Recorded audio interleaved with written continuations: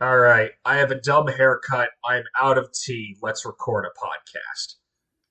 Indeed. Hello and welcome to Stop Doing That, a podcast about people and things who had to be told that it was time to stop. My name is Andrea, pronouns she and her, and with me is. John. Hello. My name So is. today. Yes, thank you, awkward silence.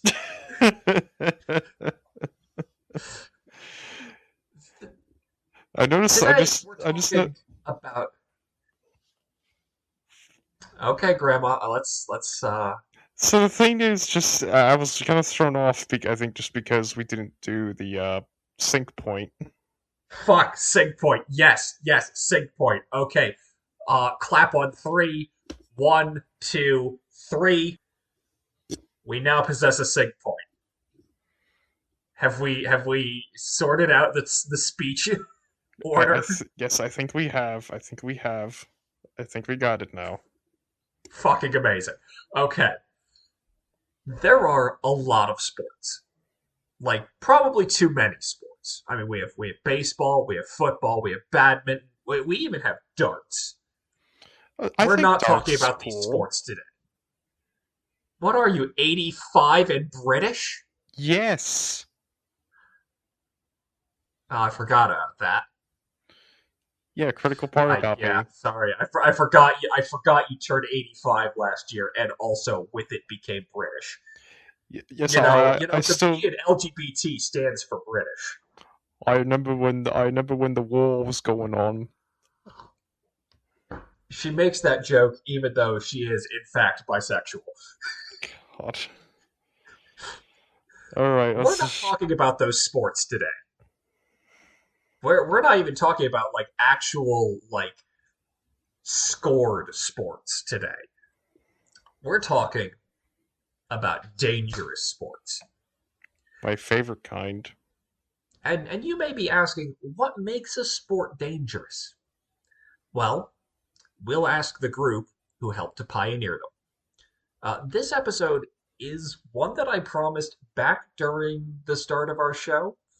In episode 4 on Reza Baluchi, I mentioned that the Zorb, an inflatable plastic sphere large enough to carry a person, was first explored by a group called the Dangerous Sports Club.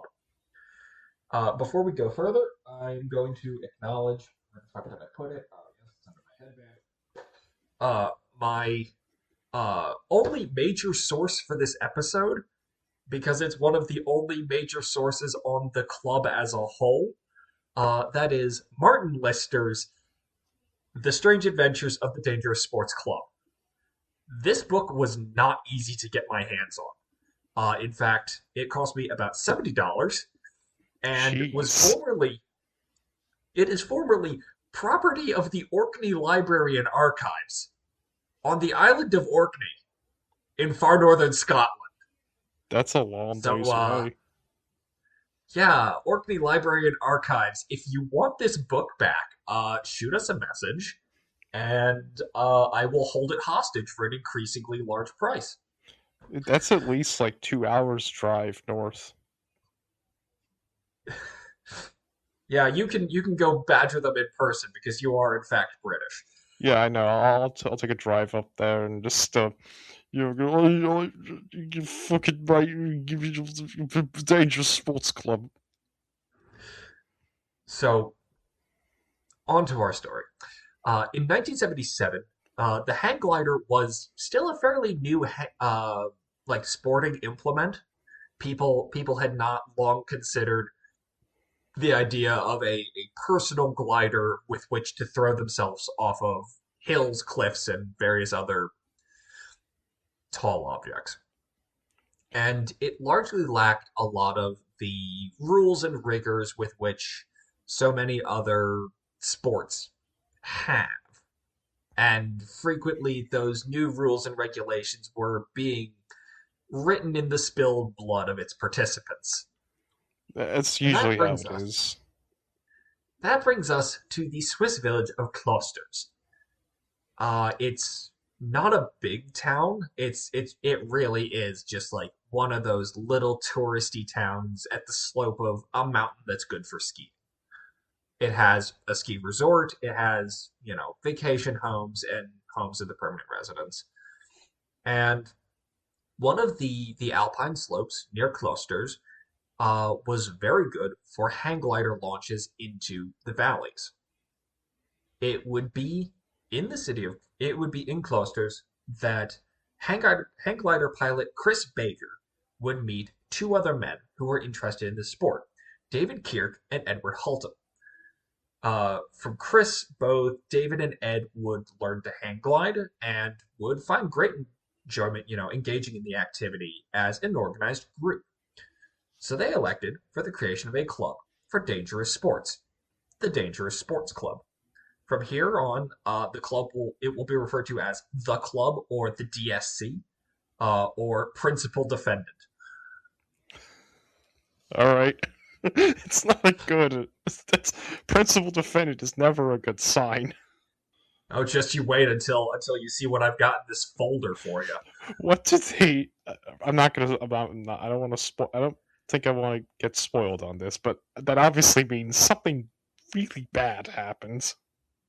Uh, Believe me, we'll mention the content warnings before they happen. Oh God! All right. The club's first organized activity would be a whitewater canoeing trip. This is fairly similar to whitewater rafting, but instead of the large inflatable raft, the participants are placed into a canoe. The goal is the same: to safely navigate, the rapids and obstacles of the river. But there's greater peril to it in the fact that unlike the large inflatable raft, the canoe can sink with great speed. I personally have gone whitewater rafting or whitewater canoeing as a Boy Scout. I enjoyed it. It was really fun. Um, it's not something that I would seek to organize entirely on my own, but if someone were to organize it as part of like a tour package or a sightseeing trip, I'd certainly do it again. I, Um, I never got to do that, but I do know one time. You remember those try not to dox ourselves in the area yes, we I grew. remember the canoe trip. Yeah, it was part. It was one of those.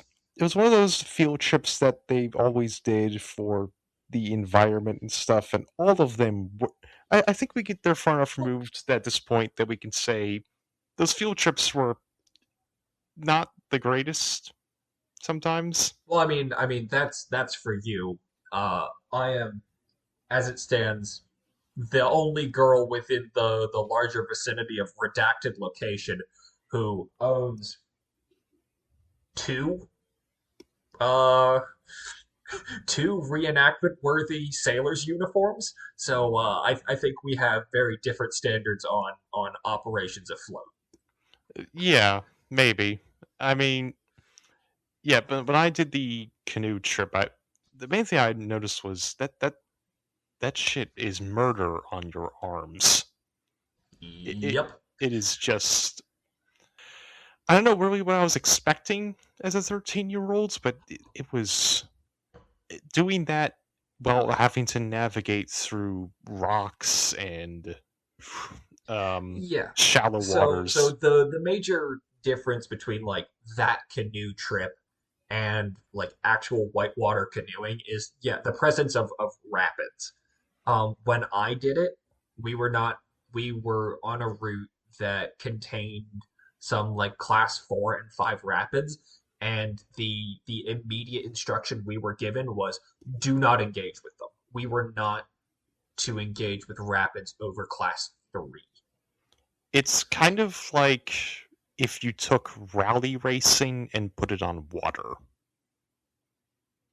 I think that if we pitched that to rally organizers, I think they'd take it. Yeah, yeah, probably. They probably would. It couldn't be more dangerous than Group B. So moving on, there will be a Group B episode, I'm sure. Thank God. But moving Yes. on, um, Chris, David, and Ed would be attempting the World Championship course at Landcourt, which happens to be quite close to their hang gliding locale of Cloisters. Now, you may be immediately saying, but Andrea, these are men of the air.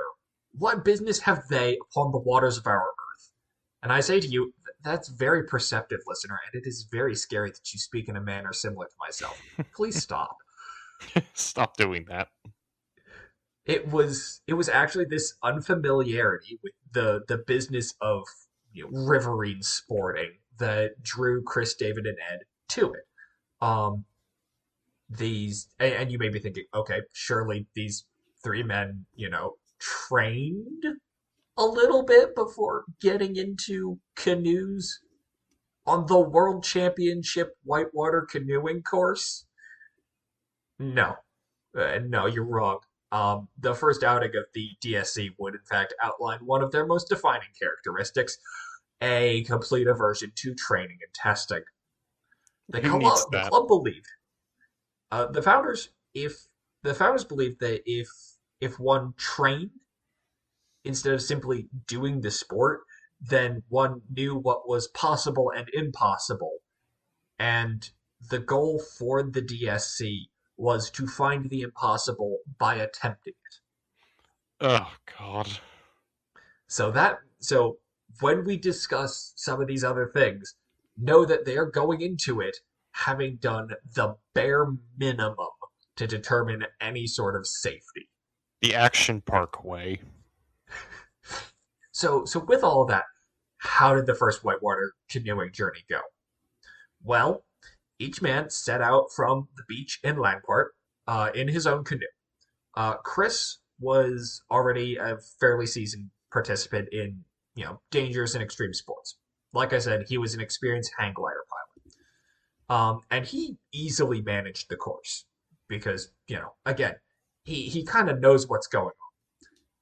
Ed and David, however, fell victim to the first set of rapids and had to be fished out of the river by the townspeople. I'm surprised they even survived, frankly. Uh, well, I mean, not everything is class 5 rapids that are gonna, smash you against the rocks.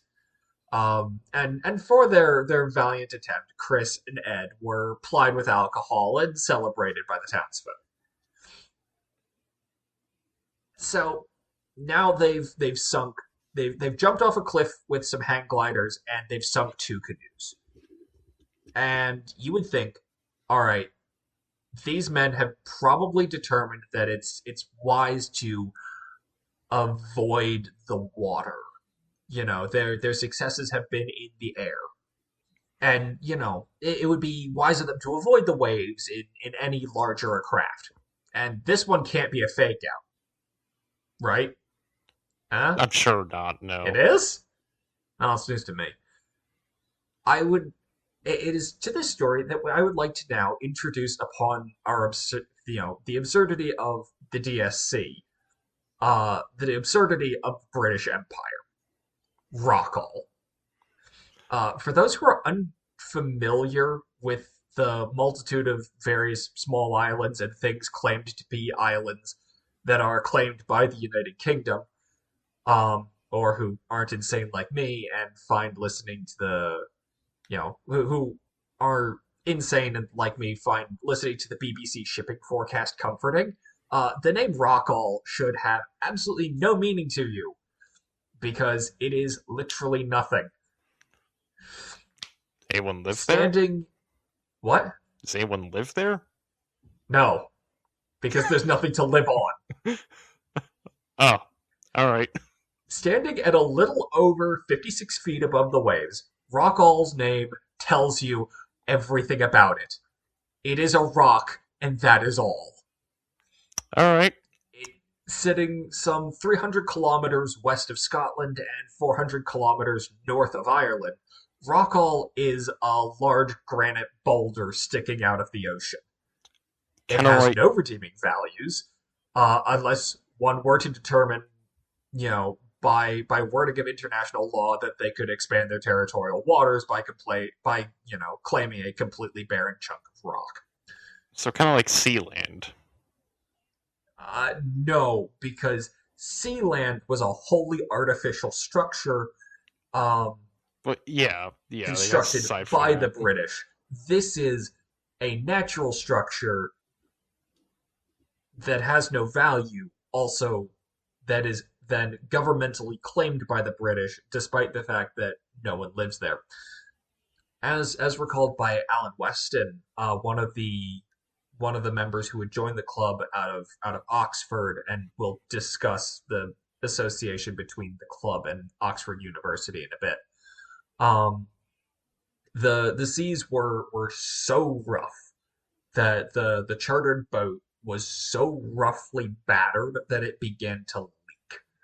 And if you know anything about the seas north of Scotland, you're going, yeah, what did they expect? It's almost like Um, the water gets rough up in the sea. yeah. But the ever resourceful, dangerous sports club made do with what they had in great supply: alcohol. Uh, Alan recalled one of them taking a knife, uh, carving the cork of a champagne bottle, and plugging the leak with it so that the adventure was saved. That's literally what they do in the cartoons. Yes, yes, Literally. this group of people is operating on cartoon logic. Fucking love that. It's fantastic. Now, upon arriving at Rock Hall, you would think the club would look at this big lump of rock and, who am I kidding? Of course they did something stupid.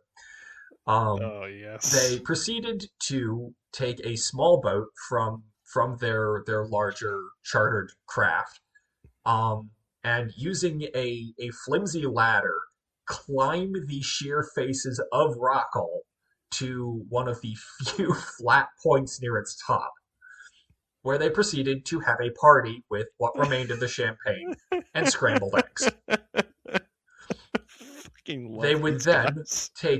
take all of the trash that they had just generated and shoved it all into the signal beacon installed by the Royal Navy. And then they stole the bronze plaque that had been affixed to the beacon. Oh, God. You gotta steal the. I gotta take a souvenir home. So, as I mentioned, Alan Weston was one of the club members who joined through Oxford University. He was a hang gliding professional from Australia, and frankly had like the highest extreme sports, you know, background of any of the club members, He's as the goes for professionality. okay, so like least likely to get himself killed. Yes. Um, and as I said, here's a good enough time as any. Um, to discuss like the actual like ties between the DSC and Oxford. There was nothing formal about it. This wasn't like a school recognized club. Um, but just by the association of mostly, well-to-do bored white guys, um, extreme sports kind of comes naturally to them as seeking, something other than their banal lives of having a bunch of money. And so many of the members, many of those who attended Oxford would filter into the DSC. Um, and among them, Alan Weston. It would be with Alan that the club would return to the skies. Oh no. Um, Alan, who did most of the planning for the next trip, determined that they should attempt to hang glide from the top of Mount Olympus. You Oh, know, that's a phenomenal in idea. literally, man's hubris against God. Well, gods. Um, and so a trip was organized with one exceedingly battered Range Rover, or well, Land Rover at that point, cobbled together from spare parts, and a death wish, the group managed a launch from the top of Mount Olympus. They would then crash two hang gliders and people would be injured. These guys are just playing like Just Cause 2 in real life. But the Mount Olympus trip showed that the club had some savvy for, bigger plans. And I previously mentioned David Kirk. Um, he would show some of his social savvy as their next great thing would be arranged. Well, what was next? What's higher than Mount Olympus, and what's not on mainland Europe? Well, their next great launching point would be Mount Kilimanjaro, the tallest mountain in Africa. That is. They're just making it worse. Just make Oh, it so much worse. oh, don't you worry, bud. And David Kirk would would start talking to and convince movie producer Julian Grant to fund the expedition to Africa. Um, with the idea that the club would star in it, and Grant would be able to sell it as something, outlining extreme sports. If it sold well, the club would receive a quarter of the profits, with the rest going to, the BBC, Grant, and Grant's financial backers. I can't actually find anything on this particular Julian Grant, as there are a number of other Julian Grants, or Julian's Grant. I'm not exactly sure what the plural is there. Who have worked in Hollywood. But he will show up to film the club a number of other times on their adventures. Now, Mount Kilimanjaro is not an easy climb. Um, and the club quickly found out that it would not be just the weather and the steepness that would make it difficult. Um, the club's hang gliding group and Grant's filming team arrived in Kenya. It became very clear that the club's usual route of loose planning, excessive partying, and just winging it wasn't going to cut, the government paperwork. Yeah, they're gonna have to deal with the the rains down in Africa. You have to bless them. Well, it was certainly raining something, because this is Tanzania and it's 1978. John. How's your African history? Can you think of any events happening in Tanzania in 1978? I would imagine whatever it is probably just exceedingly horrific beyond all words. Yeah, kinda. So while my co-host Googles for the answer, let us launch our hang gliders from the rooftops on Conversation Corner. All right. So, uh, going back to Britain a little bit, an individual that I think you and I somewhat respect, at least, Mr. Is James she May. dead? Please tell me she's dead. Not yet, no. Ah, Uh, damn it. Mr. James May recently Oh got no, into what it. did he do? He recently got into a bit of an argument on Twitter. He was responding to an individual by the name of Graham Cobb, who appears to be a big electric car enthusiast. He was talking about how cars don't have souls and people need to stop talking about that. He talked about owning a bunch of really interesting cars and then they all died, and he was just like, oh well, moving on. And how he thinks electric cars are so much better. And Mr. James May agreed with him, saying, the whole it's got soul thing is lazy. Cars have mechanical and dynamic character, but that's something different. Now, this Well, whole. I think he is, however, missing something here, and that he is not considering the Kia Soul. which That is has soul. correct. Yeah, exactly. But The only car to do so. yeah, so that now the whole "it's got soul" thing, that's the argument a lot of like car enthusiasts make against electric cars, that they don't have they're soulless because well mainly because they don't make any noise. Um and Mr. James May is saying, well, fuck that. I don't and I'm just wondering, it, do you agree with him? Do you agree that cars don't have a soul and that's kind of a lazy I mean, speaking from a physical perspective, it is an inanimate object that has no soul. That is correct. But Yes. but I would be remiss to say that I do not that you know I believe that my car has some soul to it. It and I have a connection as you know it is my car and I'm the woman who drives it around, being gay in my little Subaru.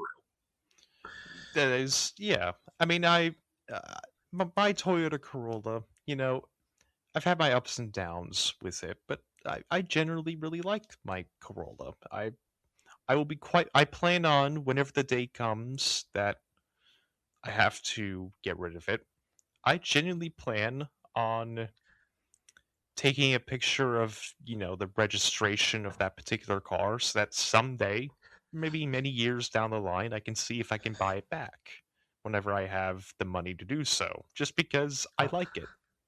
I Oh, like the I bike. thought you were I thought you were going to say that you were going to, tearfully take it behind No. the garage and give it both barrels. No, no, I could never do that. Uh but I genuinely plan on doing that because it's a nice car. It's a little front wheel drive hatchback, and someday I would like to maybe turn it into, I don't know, an autocross car or something.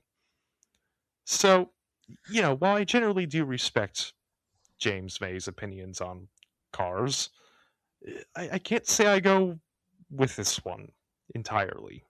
Um, so what about you, Andrea? What have you to talk about for our conversation corner here? Well, oh boy, I've got us political commentary. Oh, that's Um, wonderful. so I think we can both agree Nazis bad. Yeah, I Um, can go with that. this is a bit of old news actually.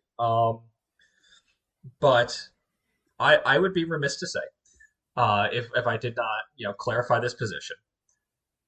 The ship in discussion here is my favorite warship, just because it has a story, it has acts of daring and danger.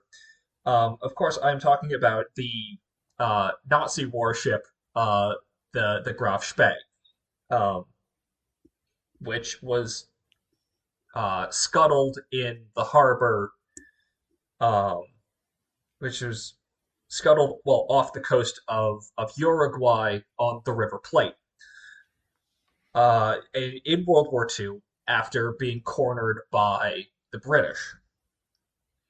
Now it was sunk by its own crew because it could not safely leave Uruguayan waters, and it could not remain in Uruguayan waters without violating international law. But where we come into the actual political discourse here is that the Uruguayan government recovered the the I suppose in older sailing terms it would be considered the stern artwork um, from the ship, the brass or steel sculptural work that was mounted to the aft end of the ship as a bit of decoration and to detail the ship apart from her sisters. Um, it's it has been in a crate in Uruguay for the past 80 years.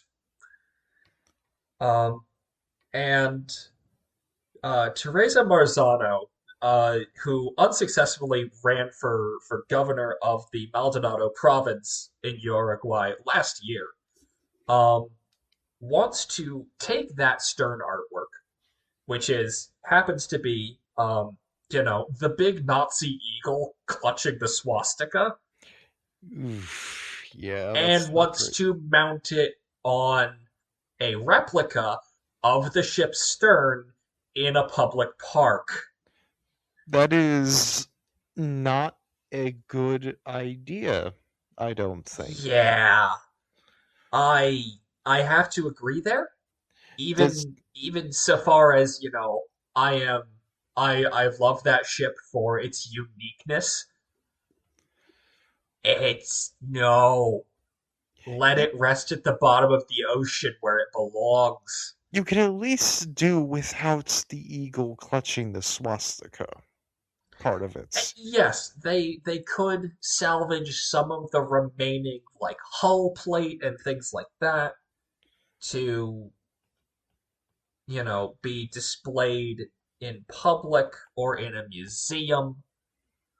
Um, Yeah, and but having to get the whole saying, I want to put the swastika in public. That's not I don't think it's going to be very popular for very understandable reasons. yeah, the Uruguayan government has really been like struggling to figure out what they do with their, several ton eagle and swastika sculpture. In 2023, they um they considered melting it down and recasting it into something else, though this was shot down by historical preservationists. My position here is put it in a museum. I'm It sure belongs. Uruguay has like a national history museum. Put it in on the wall there. Like that's gonna be, that's your big mark of like here was Uruguay's contribution in World War II. It We belongs in a museum, as they say. Yeah. So that's our political controversy for the Yeah. episode. So John. have you had enough time to Google the answer to our question? I didn't bother. I'm good. I want to be surprised. I want to be surprised by whatever Well then, horrific thing this is. well then, let us let us find that in fact, as our gliders return to Earth, that the roofs of from Conversation Corner were overlooking an active war zone. That's fantastic. In 1978, following a drunken beatdown, some hurt feelings, and a massive amount of miscommunication, the army of Ugandan dictator Idi Amin would go rolling over the Uganda Tanzania border and into a disputed area along the Kagera River. We do not have time to fully discuss the Kagera War. There is a phenomenal, I believe it's 4-part series done by the Lions Led by Donkeys podcast. It's wonderful. It's really funny, except for the parts of it which aren't funny. Um, about how the Tanzanian army would, or well, how Tanzania would inform Idi Amin that it was, in fact, time to stop being dictator of Uganda. Is he the guy who Um, ate people? there are claims that Idi Amin was a cannibal. None of them are really substantiated with anything. I know he was a nasty piece of work. I do know that much. Yeah, I think that some of those claims come from the fact that the Ugandan like secret police were horrifically brutal and they disappeared thousands of people. So, people tend to make up rumors when they have no clue where someone has gone. Yeah. But, to all of this, to an active war being pursued between two nations, one of whom, is Tanzania, the home of Mount Kilimanjaro. a bunch of weird white dudes walking in and asking to enter your country so that they can launch some hang gliders from the top of the tallest peak on the continent and film it from a helicopter is a little weird and not exactly a priority. If I were a brutal dictator, I would be a little bit suspicious about that. Well, they didn't have to deal with Idi Amin. Mount Kilimanjaro is in Tanzania, who were actively kicking Amin's ass because, and this is one of the funny parts. Um, the Ugandan army had a selection of tanks. All of them were M4 Shermans from World War II. Ooh, This is 1978. they're a bit old, a little bit old. Yeah, some of them are like 34 years old, if not older. I And don't. they were facing Tanzania's Russian bought T-55s, which were much newer and had things like proper high velocity guns. If you use those, if those tanks faced off in World of Tanks, it would probably not end well. Nope. But you know where you can demonstrate this matchup? The sponsor of this episode, War Thunder. No, War Thunder is we are not sponsoring this episode. They will never sponsor this episode. Fuck War Thunder. exactly. So, it took a lot of paperwork for the club to actually do this. And in the same time, the club was partying excessively. Um, they burned through. Uh, Grant had managed to gather up about £5,000 to fund this operation. They burned through that and then a lot more.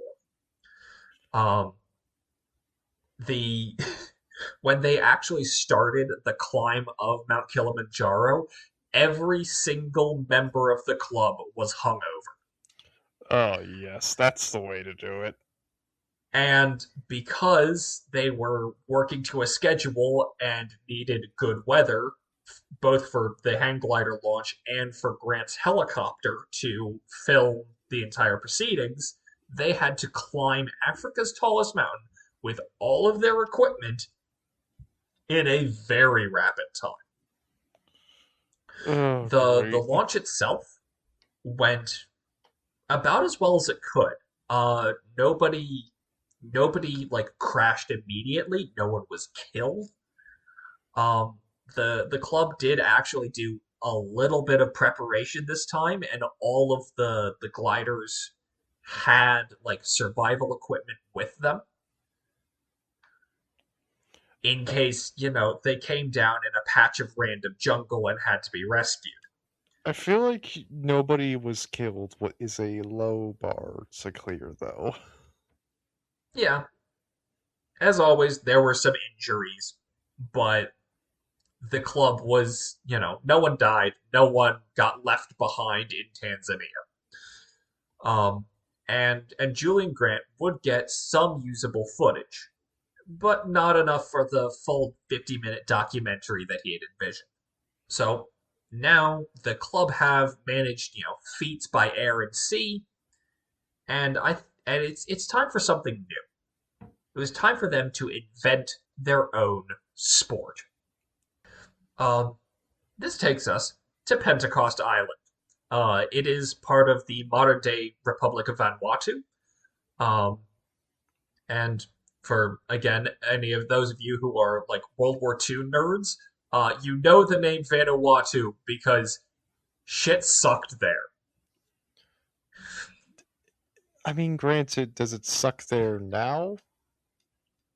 I mean, it's a largely impoverished nation in the Middle Pacific. So yeah, Most of their money comes from tourism to white folks. yeah. I wouldn't call it, a terrible existence, but on Pentecost Island, there is a tradition for men to leap from a tower with no greater safety equipment than some hefty vines tied about their ankles. Naturally, this is exceedingly dangerous, and a broken ankle is, you know, Not not. not good. Yeah, it's not great. Um, I did include I did include an image of it here. Um, naturally, a broken ankle is the least of the injuries you might get, but it still has some popularity as like a rite of passage ritual and a tourist attraction. Um, and it's because of what the club does next that the people of Pentecost Island are now seeking legal reparations for the you know as one might consider it, perversion of their sacred ritual. Um, as I mentioned before, the club held loose and unofficial connections to Oxford University, and many of its members. Though, and this tie to Oxford would give them a steady flow of new people. Um, these men, though they're daredevils, none of them are stupid. They're all smart enough to get into Oxford. Though, as the years have gone on, that's become a lower bar, and it's mostly more about whose money you have. But, so with Alan, David, and Julian busy in Africa, Chris Baker, the one of the original founding trio, began to run the math on he an idea he'd had while strapping his hang glider to the roof of his car with an elastic bungee cord. How much would it take for that to hold the weight of a person? As it turned out, the answer was four of the thickest elastic cords available on the commercial market. From that, the weight of an average man could be suspended from a harness without breaking. The Dangerous Sports Club invented bungee jumping. All right. How about that? And it was with this determination that you could feasibly hang a person's weight from these cords, that the club sought out a suitably tall structure from which they could test their theory. And they noted that you know air ticket prices to Vanuatu were a little expensive. So instead of going all the way there to get their fix for thrills, they would instead go to the place that many British people go for thrills, Bristol. Ah, yes, Bristol. With Bristol being about an hour and a half from the club's main gatherings in Oxford, it was, a relatively short drive. And you know what happens to be in Bristol? The Clifton Bridge. It looks Designed big. by designed by future episode subject Isambard Kingdom Brunel and finished in 1864, the Clifton Bridge is a major marvel of modern engineering. Um, it's the first case of wrought iron um, suspension cabling. It's actually kind of cool because the suspension cable used here are actually wrought iron beams that are connected together in such a way that they distribute the weight properly. It looks very pretty. It is. It is a very pretty bridge. With I've been seeing a lot of Thomas the Tank Engine content come across my feed because of Wonders of Sodor and all that. And I'm reminded that there is, as part of the original like model series layout, there is a bridge in that based on Clifton Bridge. It does look like something you would see in Thomas Tank Engine, definitely. And of course, given its proximity and its height, um, the club sought it out as their first bungee jump. Chris Baker set a date of April Fool's Day, 1979, by which time David Kirk and the Kilimanjaro expedition and Julia Grant had all returned to Britain. And on that day, following a night prior of the club's usual intense partying, they would be met by the first real sign of resistance. Um, in the documentary Mad, Bad, and Dangerous, which is about the exploits of the Dangerous Sports Club, um, I believe, yeah, it was Chris, Chris Baker, who was interviewed for it, claims it was one of his sisters who tipped off Bristol police, but realistically, we're not entirely sure who. Um, but the Bristol Police Department learned of the club's plans and had the bridge under surveillance for any attempted stunts. It The sounds the club, very responsible. yeah, it's one of the first time for the few times that we're going like, okay, yeah, the police are in the right. Yeah, It it's won't be understandable. often. It's understandable for them to be like, no, you're not going to throw yourself off the bridge, mate. The body of the club held back for a couple of hours, and Chris decided that he was gonna go home. He picked up his girlfriend and went home for a couple of hours, but he was still determined that he might be able to make the jump that day. He put on a suit, he grabbed his top hat, and he returned to the bridge a couple of hours later. Whereon he found that the other members of the club had already jumped. Oh, oh boy. His place as the first bungee jumper had already been taken by David Kirk and friends who had, tied off the bungee cords and done a sort of simultaneous jump from the bridge deck into Avon Gorge. Um, and despite how livid Chris was about, being denied, the right of being the first bungee jumper because, this entire endeavor had been his idea. Chris in a tailcoat and top hat did take the jump. I didn't. I should have. Oh no, I did include. I did include the image. It's a little lower down on the next page. Um, and you can see that he's got a bottle of champagne. He's got his good coat on. It, it, he looks like, isn't there a guy in Thomas the Tank Engine who's dressed exactly like that? Yeah, it's like if we shoved Sir Topham Hatt off of the bridge. Was it intentional? Do you know? Did he intentionally dress like that?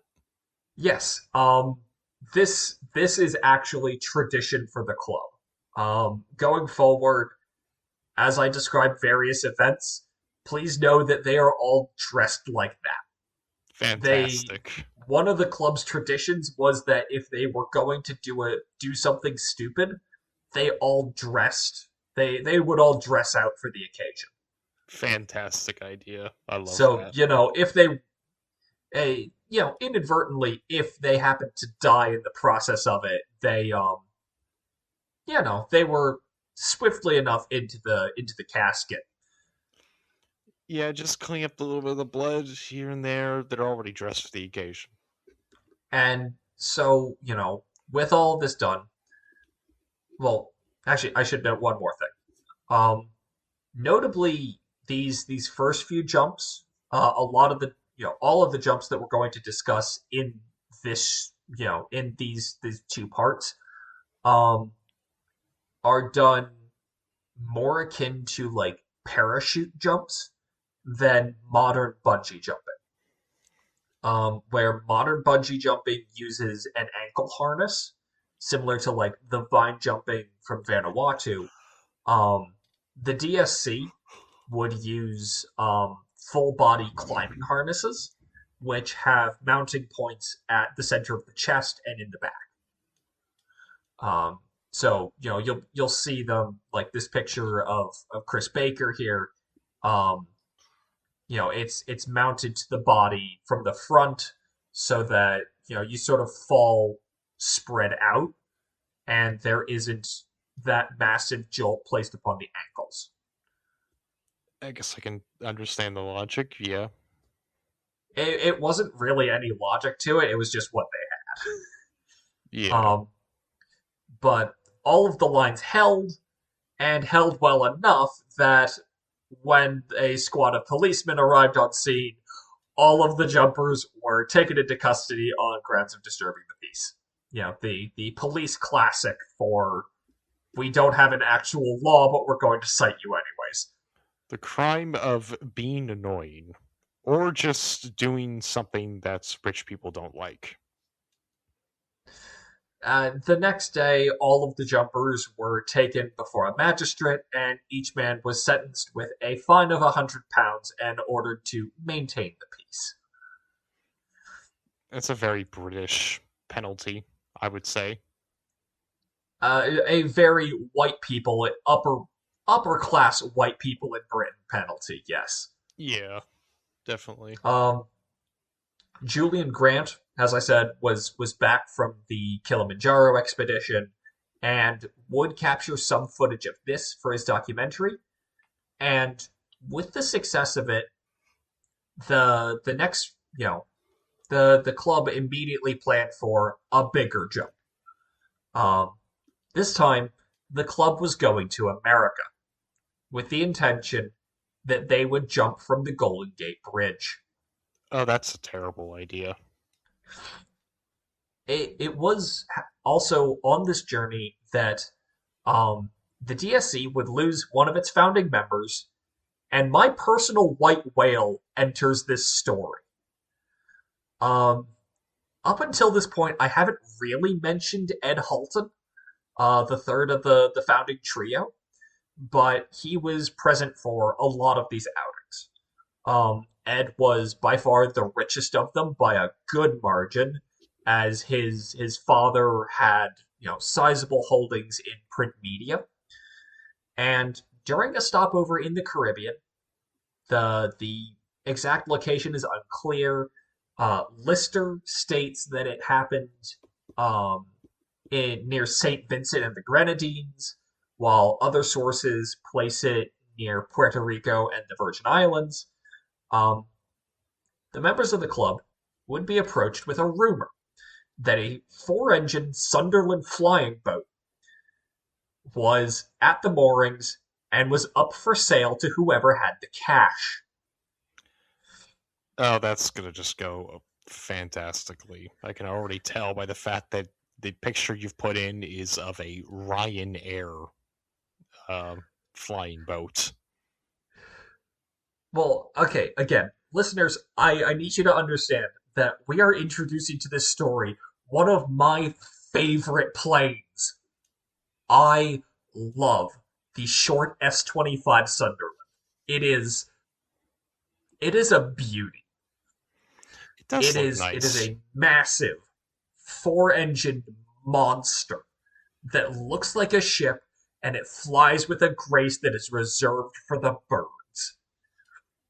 Uh, you yourself have mentioned like van life and wanting to that sort of life on the road. Well, I want this for the exact same purpose. The ability to Yeah, fly around the globe in something bigger than most RVs. I am so jealous that Ed Halton, with his wealth, bought one of the two that were present on that day. yeah, van life is something that I would love to do if I ever have money. But Again, my sources for this the details on this story are at odds with each other. Lister claims Halton paid a price of about £70,000, with an article by Key.Arrow um, placing the price at £50,000. Um, as you can no doubt entwine, £20,000 is a pretty major difference in price, and the The Fantasy of Flight Museum in Florida, where this plane now resides, would not get back to me about an inquest for them to answer my questions. Oh man. So yeah, Nick, why I said, before this episode, the state of Florida could go fuck itself. Yeah, that is fair. Come For on. the many reasons, this included is why. Can't answer one email from an aviation enthusiast. Like, come on. To be fair, the Fantasy of Flight Museum is no longer open as like a public museum. It's now like an events venue that has a bunch of planes in it.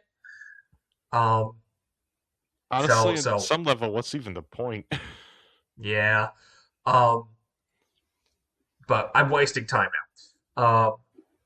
With his new financial burden, um, Ed Hulton decided it was time to stop associating with the club. He would hire a group of engineers and craftsmen to help restore the seaplane into working order. And to this day, it is the only airworthy Sunderland S-25. Technically speaking, it's not an S-25. It's a short Sandringham, which is the passenger converted post-war version. But at that point, I'm being a pedantic aviation nerd, and I will be hit for my crimes.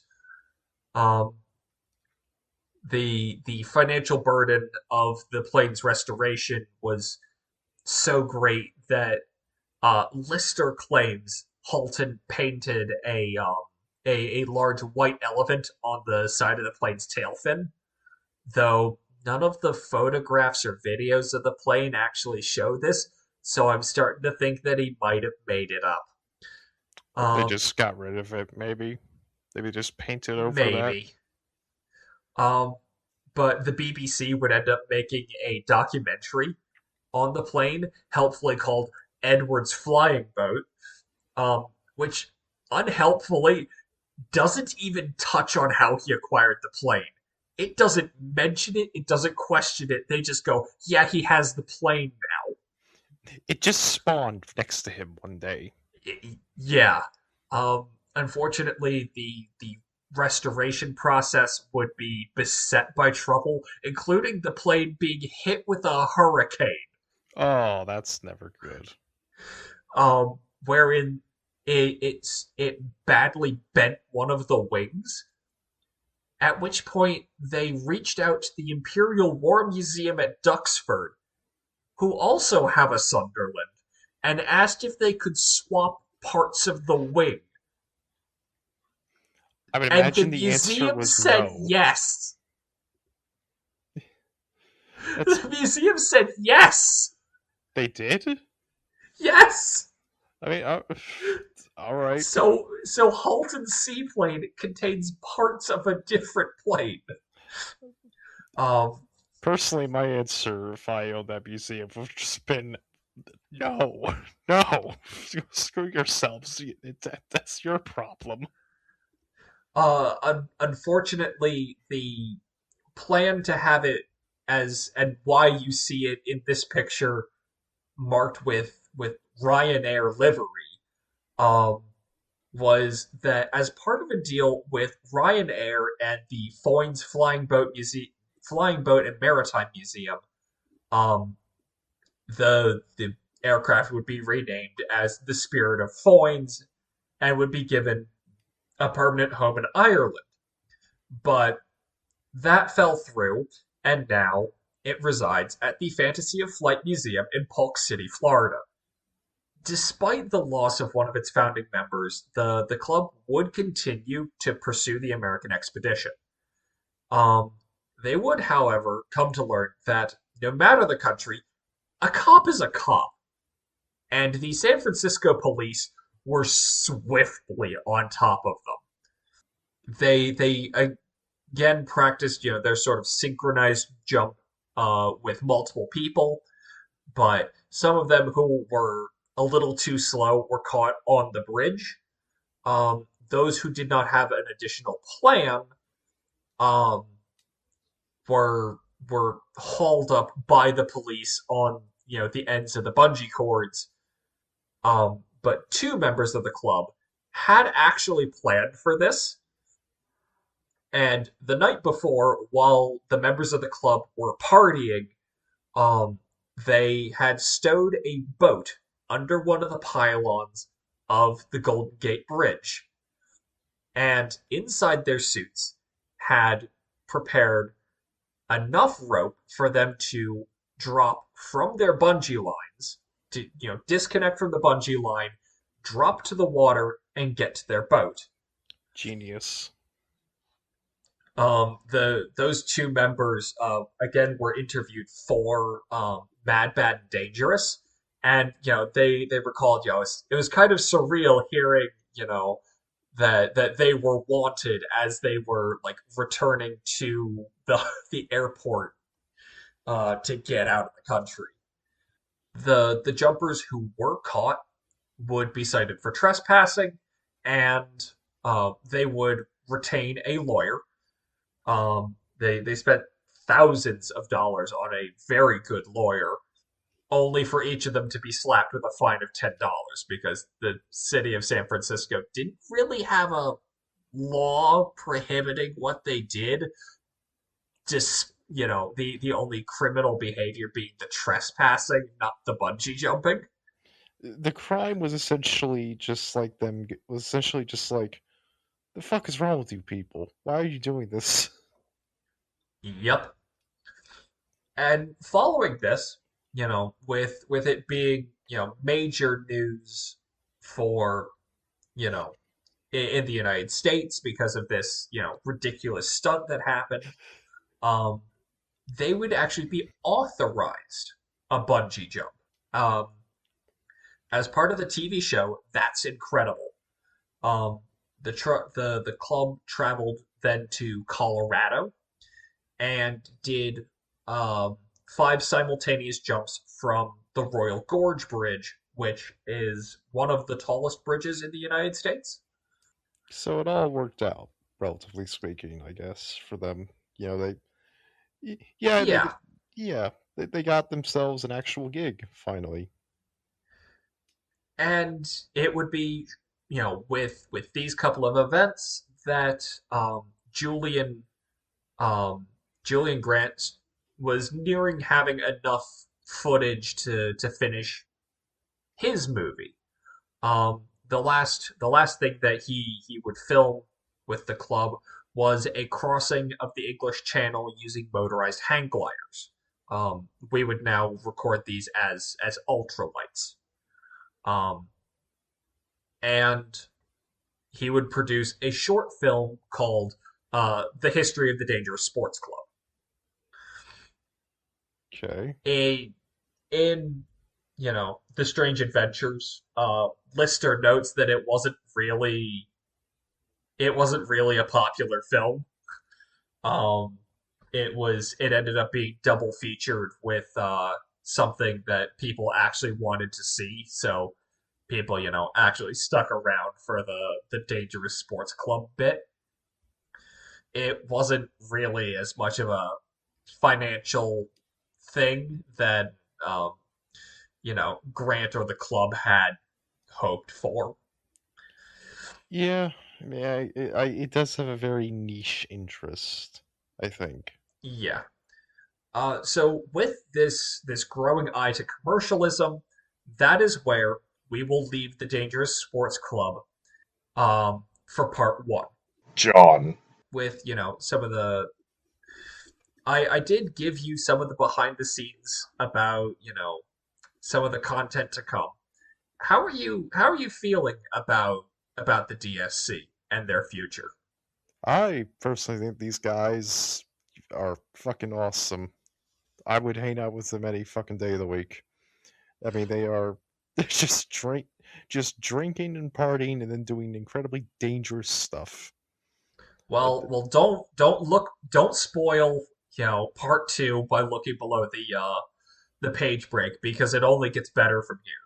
Fantastic. And as a bit of a so obviously my part my next episode's not going to be until after the second part is done.